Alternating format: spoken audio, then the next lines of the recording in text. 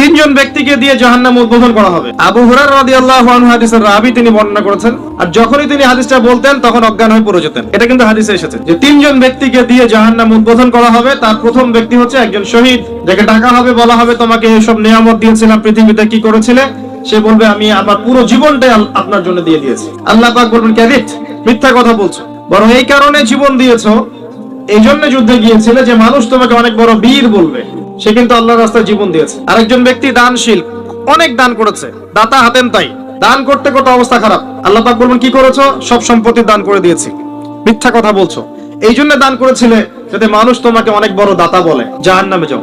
আরেকজন ব্যক্তি কি করেছো? দিনের জ্ঞান অর্জন করেছিলাম, হাফেজ ছিলাম, আলেম ছিলাম, কারি ছিলাম, বক্তা ছিলাম, ইত্যাদি ইত্যাদি। আল্লাহ বলবেন নাউযুবিল্লাহ, আল্লাহ বলবেন এই জন্যই কাজ করেছিলে যে মানুষ তোমাকে অনেক বড় আলেম বলবে, হাফেজে কোরআন বলবে, কারি বলবে, শায়েখ বলবে, ইত্যাদি ইত্যাদি।